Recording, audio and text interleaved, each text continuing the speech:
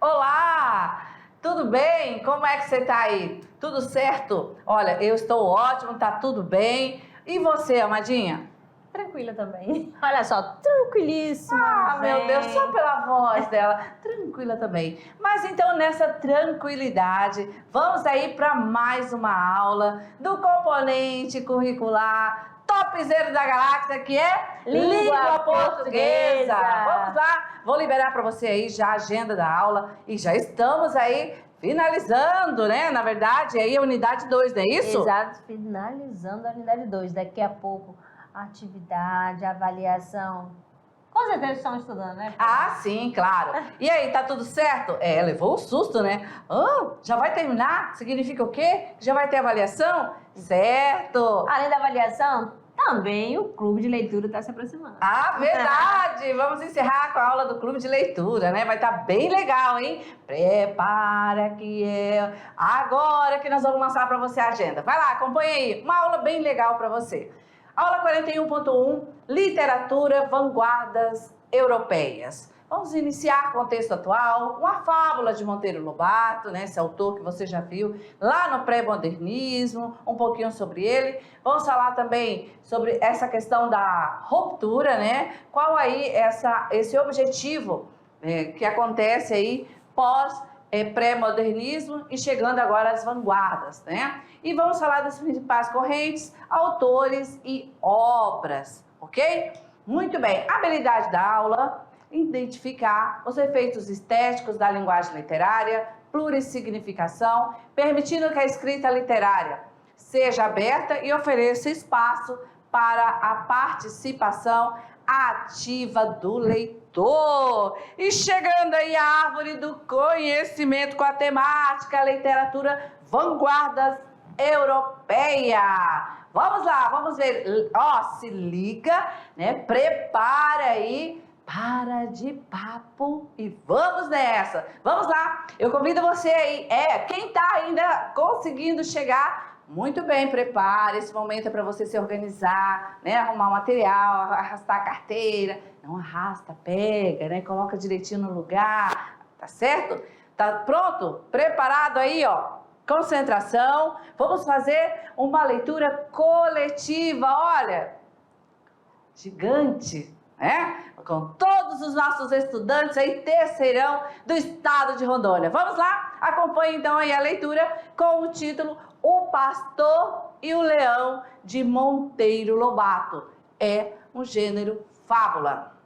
Um pastorzinho, notando certa manhã a falta de várias ovelhas, enfureceu-se, tomou da espingarda e saiu para a floresta. Raios me partam, se eu não trouxer vivo ou morto o miserável ladrão das minhas ovelhas. Hei de campear dia e noite, hei de encontrá-lo, hei de arrancar-lhe o fígado. E assim, furioso a resmungar as maiores pragas, consumiu longas horas em inúteis investigações. Cansado já, lembrou-se de pedir socorro aos céus. Valei-me, Santo Antônio, prometo-vos 20 rezes de me fizer de dar de cara com o infame salteador. Por estranha coincidência, assim que o pastorzinho disse aquilo, apareceu diante dele um enorme leão de dentes arreganhados. O pastorzinho tremeu dos pés à cabeça, a espingarda caiu-lhe das mãos e tudo quanto pôde fazer foi invocar de novo o santo. Valei-me, Santo Antônio, prometi 20 rezes, se me fizesses aparecer o ladrão. Prometo agora o rebanho inteiro para que o façais desaparecer. Moral da história! No momento do perigo é que se conhece os heróis. Ok, tá vendo aí? Olha só. E aí, gostou da fábula? Muito bem, né? Você lembrou aí lá o seu tempo em que você fazia seu ensino fundamental, não é isso? muitas fábulas, né, naquele processo ali, iniciando a alfabetização. E hoje, terceirão, também uma fábula para você, né? Agora, com um pouquinho mais elevado, porque você, esse aluno, estudante da NASA aí, já competente, para poder matar aí a charada. Bem, você tá vendo aí que chegou agora o momento que nós vamos aí falar um pouquinho, né, sobre o autor, tá certo? E é claro que o nosso autor, quem é? Nada mais, nada menos que Monteiro Lobato. Olha só, Monteiro Lobato é esse autor aí magnífico. Embora ele tenha cometido, eu posso dizer, uma gáfia, né? Eu digo assim, eu ainda gosto, né? Porque me lembra muito o que trouxe dos livros para aí a telenovela, que é o Sítio do Pica-Pau Amarelo. Eu lembro, né? Pesquisei, assim, não era do meu tempo, mas eu fiz uma pesquisa antes, certo? E aí você pode também acessar e acompanhar. Bem, quem foi Monteiro Lobato? Vamos lá um pouquinho sobre a obra dele, né? Sobre a biografia, que eu seja um pouquinho da vida dele, resumido, certo? Que é você que depois vai aprofundar, caso aí se identifique com Monteiro Lobato. Mas aqui a gente apresenta que Monteiro Lobato é de 1882 a 1948, né? Ele foi o quê? Claro que ele foi um escritor brasileiro, né? E aí, nada mais, nada menos, o Sítio do Pica-Pau Amarelo é a sua obra mais destaque aí da literatura infanto-juvenil, correto? E aí, no caso, veja bem, isso tudo criou aí a editora Monteiro Lobato e a Companhia Editorial Nacional.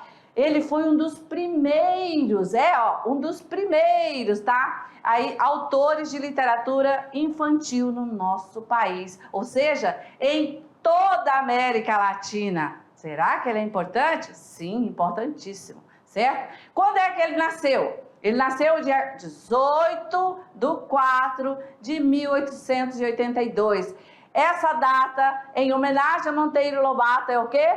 O dia do livro, certo? Então, se não sabia, olha lá a curiosidade. Porque exatamente comemoramos o dia do livro, dia 18, em homenagem a esse nosso grande autor aí da literatura infantil e o nosso primeiro da América Latina em falar aí sobre literatura infantil, beleza? Muito bem, então está aí Monteiro Lobato e vamos iniciar já fazendo essa indagação para você, olha lá. Você sabe que são vanguardas europeias e como estudá-las para o vestibular? Peguei você. E, claro, você já vai respirar, né? Inspirar e respirar literatura. Porque agora estamos adentrando no mundo da literatura. Vamos lá, vamos viajar, vamos buscar conhecimento. Estamos aí no século XX, certo? Passamos aí o pré-modernismo e vamos lá. O que são vanguardas europeias? São um conjunto de movimentos artísticos culturais que nasceram no continente europeu no início do século XX e instigaram todo o mundo ocidental. Beleza, então as vanguardas nasceram aonde? No continente europeu, né? Exatamente no século XX. Ficou lá? Não. Instigaram, ou seja, espalhou-se, né? Por toda aí os outros países. Então vamos entendendo que as vanguardas europeias são o quê? Manifestações artísticos literárias que surgiram na Europa nas duas primeiras décadas do século XX, certo? E vieram aí provocar o quê? Essas vanguardas, elas chegam, já que é uma manifestação artística e literária, essa manifestação ela vem para provocar e ela faz uma ruptura, ou seja, ela rompe com a arte moderna. Mas rompe como, professora? Não usa mais o estilo, traz um novo estilo totalmente diferente daquele visto na escola anterior, tá? Da arte moderna. Ou seja, então faz uma ruptura com a arte moderna, com a tradição cultural do século anterior. O que antes era comum, né? O que era tradicional na produção artística e literária, passa a ter aí uma ruptura com isso, trazendo novo estilo, novas técnicas, certo?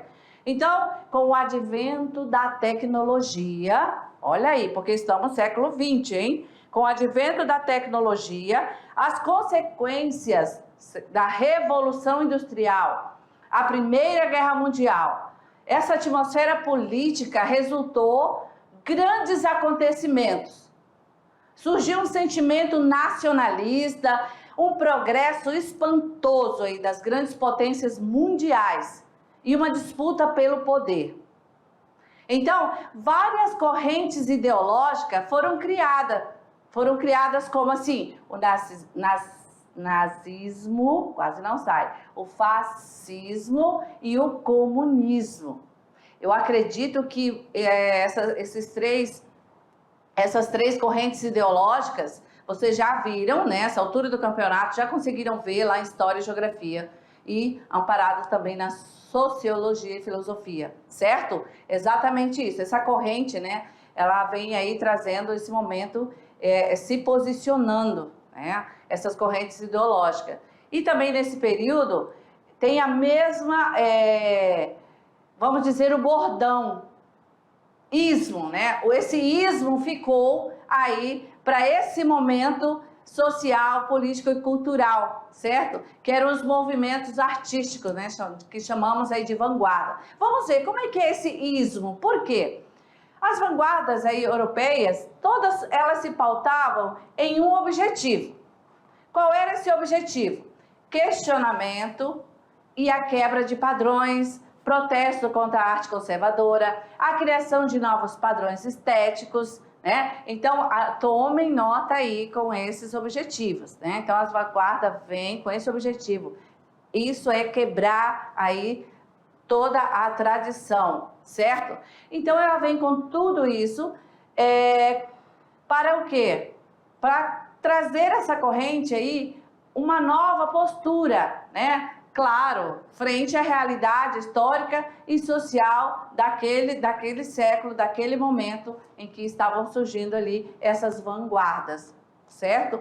Então, as manifestações, todas essas manifestações, elas se destacam por serem radicais, certo? E aí proporcionaram as suas influências na arte em todo o mundo. De quem estou falando? Das vanguardas, certo? Então, visando a necessidade de novas técnicas e novas ideias, os artistas utilizavam ironia para despertar o pensamento e a reflexão do público. Aí que vem a arte do poeta, do artista, em criar, né? Como é que ele cria essas novas estéticas? Vamos ver já já exemplos, certo? E como fica no Brasil as vanguardas, né? No Brasil, acontecia o momento em que a história era exatamente o momento em que a história, né, nós vamos ver aí essa manifestação acontecendo.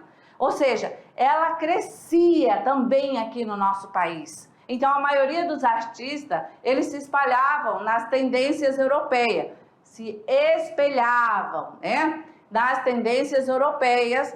Como assim? Para imitar, né? Ou seja, a partir das vanguardas, essa imitação não aconteceria mais. E sim, através das vanguardas, iam combatê-las, certo? Então, a literatura brasileira passou aí deixando sua contribuição, especialmente ao somarem com a Semana de Arte Moderna e o movimento modernista. Então, as vanguardas vêm exatamente a calhar nesse momento, pois vanguarda, Semana da Arte Moderna e o movimento modernista, juntos eles vieram para trazer essa ruptura, causar para essa sociedade com esse novo estilo, com essa nova forma de fazer arte para aquela sociedade, de uma maneira que os colocasse a uma reflexão daquele momento com a evolução da tecnologia, pós acontecimentos aí conflituosos de guerra, ok? Muito bem. E assim, agora nós vamos acompanhando, porque nós vamos trazer os ismos das vanguardas. Ismo, vanguarda. Grava isso aí. Olha lá. As 5 correntes vanguardistas que mais influenciaram a fazer o fazer literário no Brasil.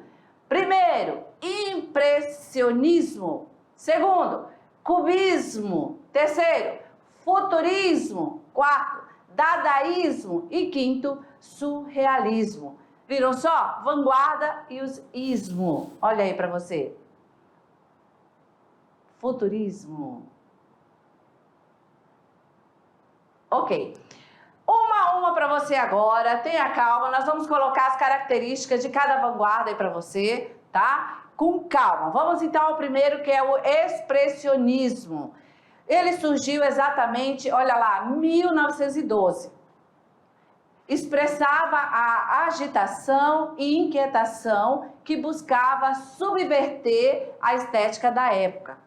Então, pela primeira vez, apareceu na livraria de arte de Sturm, em Berlim, expressando, como o nome diz, a renovação cultural. Aí nós vamos fazer um círculo para você, né? Lá na livraria aparece isso, renovação cultural, que já estava em curso lá na Alemanha e em toda a Europa. As vanguardas chegando, né? Dizendo, ei, cheguei chegando. Não teve ideais claros e definidos, porém procurava transmitir ao mundo a situação do homem, com seus vícios e seus horrores, certo? Isso é expressionismo. Assim, nós vamos ver que durante e depois da Segunda Guerra Mundial, o expressionismo, ele assumiu uma postura mais combativa, denunciando os horrores do conflito e as condições desumanas, às quais as populações carentes eram submetidas. Elementos que se manifestaram com maior força na literatura. Então vejam que aqui nós já temos o objetivo dessa vanguarda. O expressionismo então fazia o quê? Após guerra, após, né, esse fato triste, esse expressionismo ele assumiu uma postura. Qual era a estética? Qual era a forma de se expressar através do expressionismo, né? Combatia a postura mais combatia denunciando os horrores do conflito, né, e as condições desumanas. Então, entre suas principais características, vamos lá. Ele dá ênfase na subjetividade, a utilização arbitrária das cores, olha as características do expressionismo, os traços fortes, né, e o uso de formas dramáticas. Então, a ênfase na subjetividade, a utilização arbitrária das cores, os traços fortes e o uso de formas dramáticas.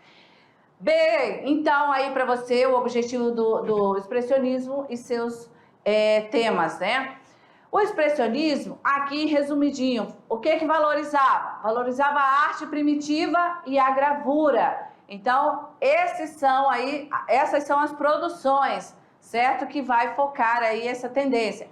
E o artista procurava expressar sua forma singular de ver o mundo, representando a realidade subjetiva por meio de figuras deformadas, estéticas grotescas e cores vibrantes.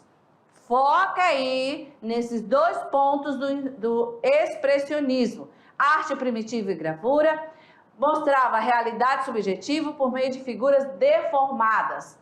Vamos ver aqui como é isso? Vamos lá o exemplo. Expressionismo. Olha aí.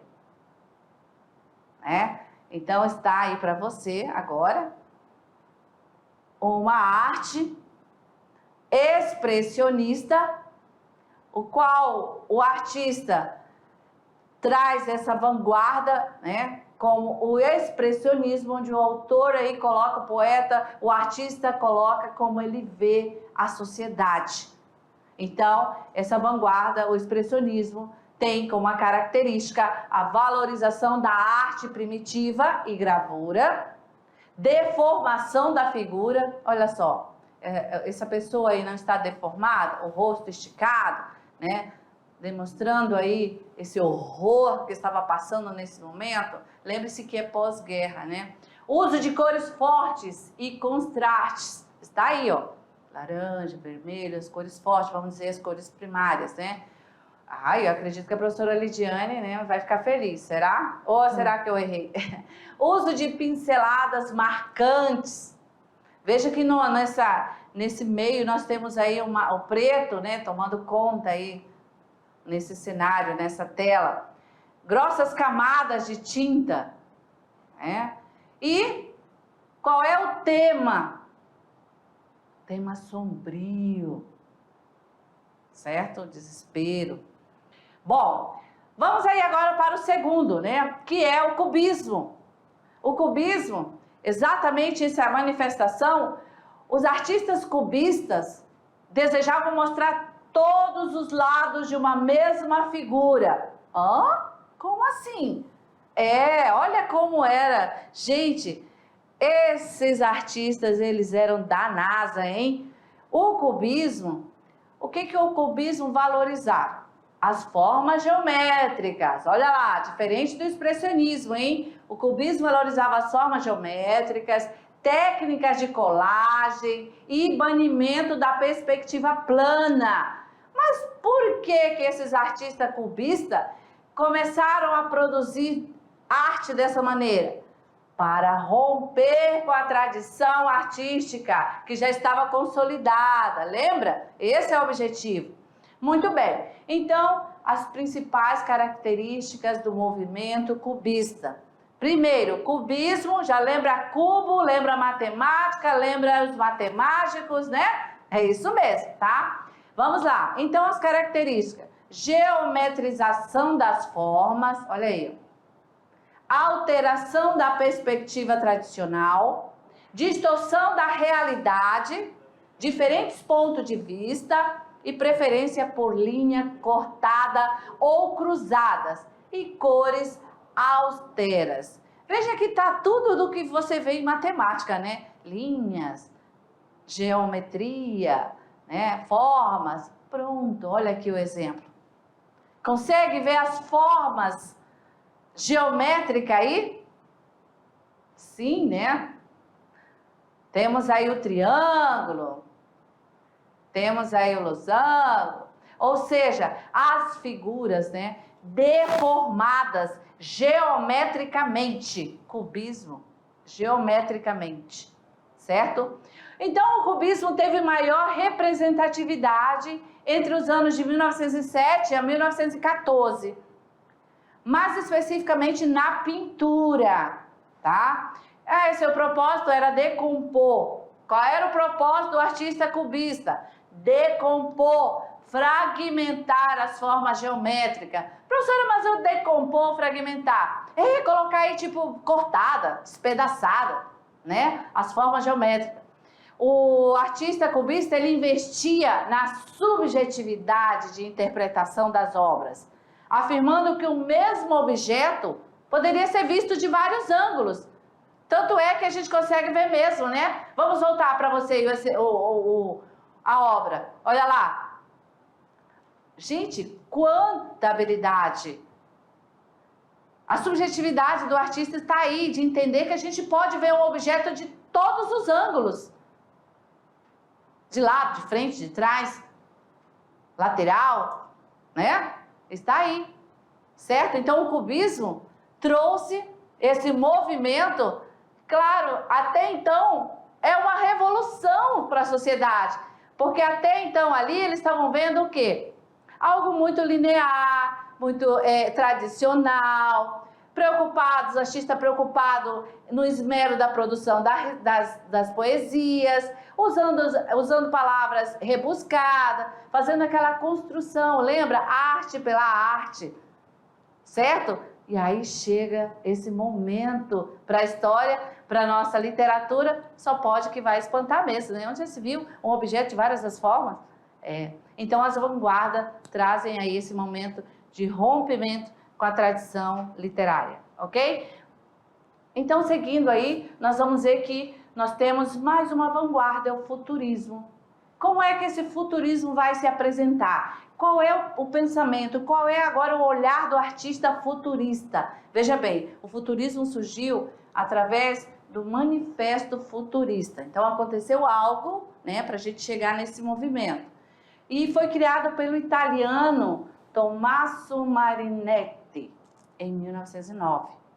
Suas proposições eram negar o passado, o academicismo, e trazer um interesse ideológico, a pesquisa, a experimentação, a técnica e a tecnologia para a arte. Olha só. Então, Marinetti pregava o desapego ao tradicionalismo, especialmente quanto à sintaxe da língua. Então, como eu falei no início, quebrar com a tradição, certo? Nós vamos ver coisas novas, né? O artista futurista, ele vai trazer para a gente esse novo momento, envolvendo a tecnologia, nova técnica, experimentação. E o artista futurista, ele é influenciado pela modernização e industrialização. O futuro, o futurismo, ele exaltava um futuro técnico-científico, certo? Valorizava as invenções da época, o experimento estético, e também cultuavam a velocidade, a máquina, o dinamismo, né? Estamos falando de futuro. O que é o futuro? O futuro, meu bem, a gente dá um clique, já foi, né? E veja que ali está no início. Então, a destruição da sintaxe, aquela preocupação dos artistas, né? Aí, antes do pré-modernismo, é a preocupação total de acabar com isso. A abolição dos adjetivos, acabar com os advérbios, acabar com a pontuação e a destruição do eu psicologizante, né? As obras literárias anteriores aí à pré-modernização.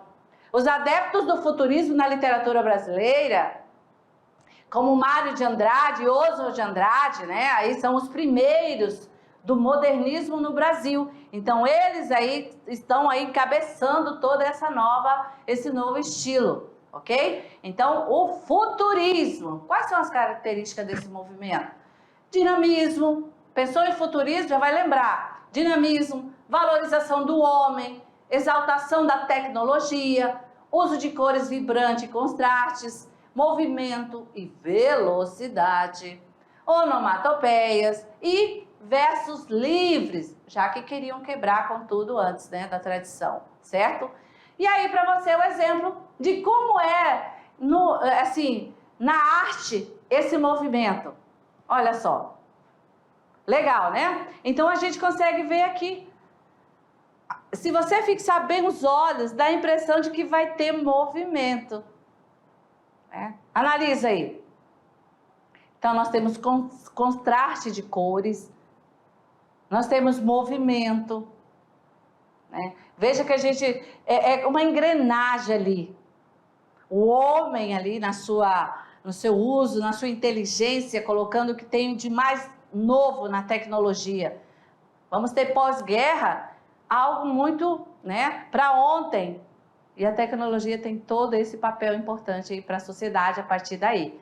Então, o futurista trouxe para nós esse exemplo aí da arte, né, colocando a sua subjetividade, o seu olhar para aquele momento, certo? Então, vamos para mais uma vanguarda, essa é bem legal, dadaísmo. Você deu risada, né, com o nome. Pois o dadaísmo, ele surgiu em 1919, exatamente em plena Primeira Guerra Mundial. Então foi a partir do encontro de alguns artistas, né? Eles estavam refugiados e buscaram produzir algo que chocasse essa burguesia. Então, é um reflexo das emoções causadas pela guerra, certo? O dadaísmo sai, né, desses inconformados e vem refletir na arte a revolta, a agressividade e a indignação.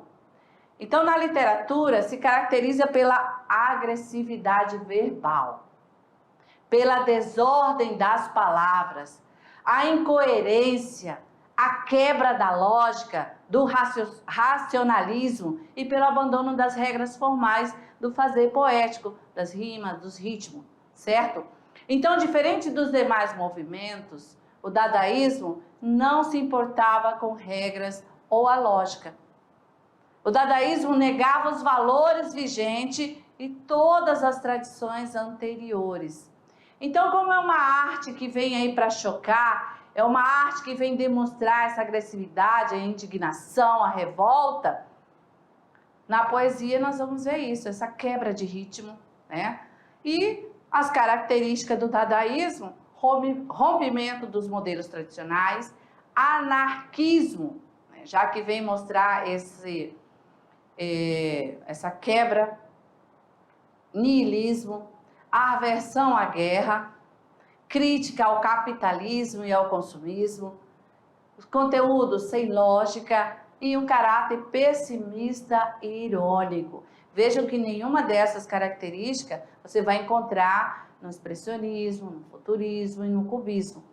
Então, são vanguardas que têm aí as suas características próprias para cada, vamos dizer assim, denúncia, né, do poeta, com seu estilo, com a sua forma, tá certo? E então está aí, ó, deformada, né? É a expressão dessa questão da guerra, pós-guerra aí. Então, a gente vê um olhar triste, né, fugindo aí aquilo que tinha de tradicional.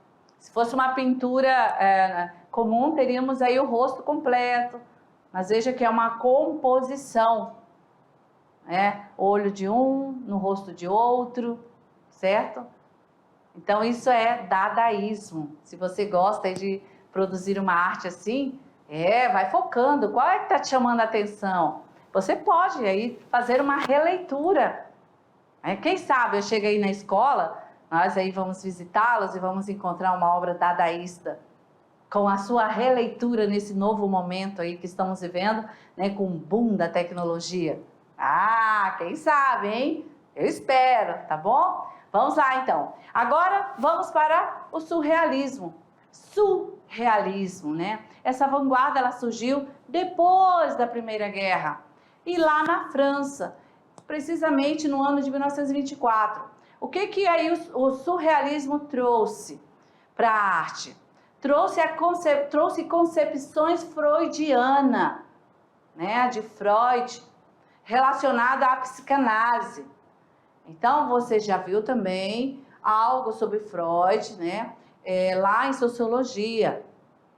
Então, esse surrealismo vem trazer para a arte um pouquinho, né, de Freud, essa psicanálise. E aí, essa arte, ela surge do inconsciente, certo? O inconsciente entra em cena aí, em que haja interferência da razão. O surrealismo trabalha frequentemente com elementos como a fantasia, o desvaneio e a loucura. Olha só, pós-Primeira Guerra, certo?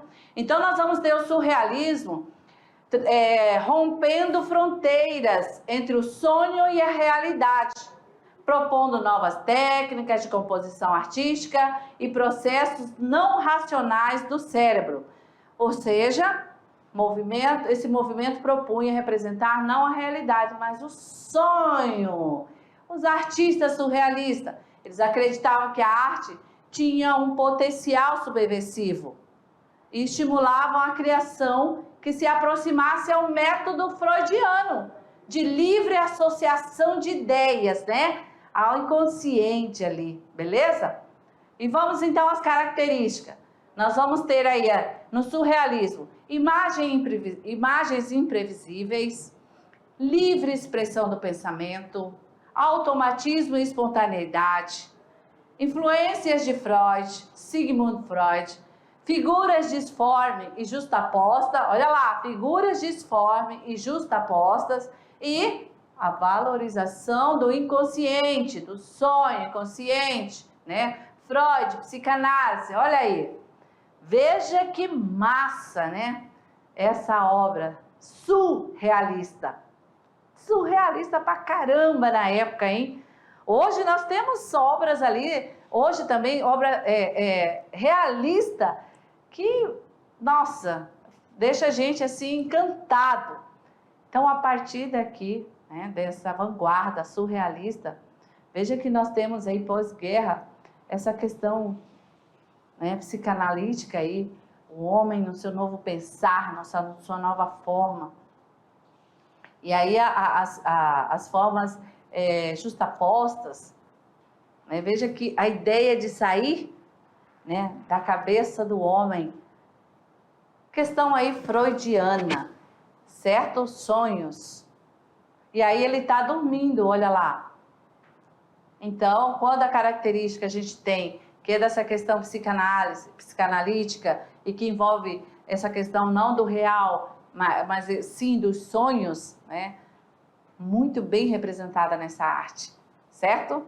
E vamos lá, e chegando agora a Semana da Arte Moderna. Junto aí com a vanguarda, nós vamos ter a influência para a Semana da Arte Moderna, né, sobre aí as vanguardas europeias. Bem, acontece que alguns artistas brasileiros, modernistas, estudavam na Europa e daí tiveram contato com essas expressões artísticas que iniciou lá, vocês lembram, né? Então, isso veio junto ao movimento histórico brasileiro, em que havia o desejo de ruptura nas artes, ligando à necessidade de criação de uma arte nascida brasileira. É o desejo, né? Graças a Deus que tivemos alguém que teve o desejo de produzir uma arte nossa, a arte brasileira, com o nosso olhar, com nossos traços. Então, essa arte brasileira não é uma versão ou imitação daquilo que era feito na Europa. Atenção, terceirão mediação. A arte brasileira não é uma versão, não é uma imitação daquilo que era feito na Europa. Nós vamos ter, por exemplo, Tarsila do Amaral e Anita Mafaldi, duas mulheres da NASA. Daquele momento, elas já brilhavam para o mundo. Duas artistas, duas poetas, duas pessoas importantíssimas que nos deixaram esse legado. Tarsila e Anita, elas estudavam no exterior e tiveram contato com as vanguardas, mas exatamente com os cubistas e expressionistas.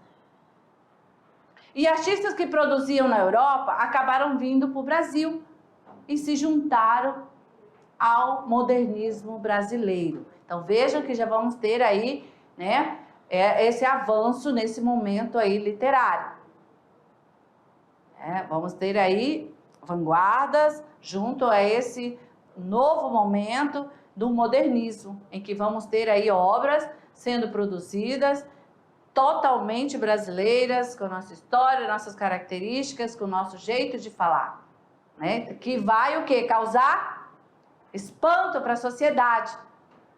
Acostumados com o tradicional, quando aí recebem esse novo estilo, sofrem fortes críticas. E os primeiros sempre são os primeiros a serem apontados, né? E aí é que entra em cena, né, o nosso Monteiro Lobato. E nós vamos ver isso já já com calma. Só segura a onda aí que estamos já com o pezinho dentro do modernismo, esquecendo, rompendo com tudo que era tradicional. Deixa pra lá. Nós temos nosso jeito agora e vamos fazer porque nós também podemos, certo? Então é nessa ideia que nós vamos agora com esse entendimento. Vamos lá. Então, seguindo aí, nós vamos falar sobre esse momento da influência da Semana da Arte Moderna com as vanguardas europeias pontuais, né, Amadinha? Eu acredito que o nosso estudante ele vai ter isso com mais detalhes na próxima aula, é isso? Com certeza. Então, ficou curioso, quer saber quais são as primeiras obras modernistas? Como vai ser aí construído? Vamos ter aí poesias lindas que você tem aí no dia a dia, já até leu, né, e acompanha, tá certo? Então, na próxima aula, nós vamos falar sobre o modernismo e toda a construção poética nossa brasileira, valeu? Bem, então agora chegou um momento bacana, que é qual, Amadinha? Trabalhando gênero. Beleza, vamos lá. O Trabalhando Gênero para você é tranquilo. A gente trouxe, né, aqui para socializar com você, certo? De um estudante nosso que fez aí esse mapa conceitual e eu achei por bem, a Amadinha também sugeriu, Pura, vamos colocar, né, o trabalho dos nossos alunos. Falei, beleza, então vamos usar. E está aqui, lindo, né? Pois é. Vejam que ele contempla aí as vanguardas como tema central, né? E logo em seguida ele vai conceituando todas elas uma a uma. Beleza, isso aqui para dizer que você vai ter que fazer o seu também, correto? Produza aí o seu mapa conceitual. O tema macro é vanguardas, certo? Europeias. E aí você vai conceituar uma a uma. Capricha, anexa aí no seu portfólio, né, Amadinha? Tá bom? E tá certo, a gente aguarda vocês lá na nossa revisão. Valeu, até lá!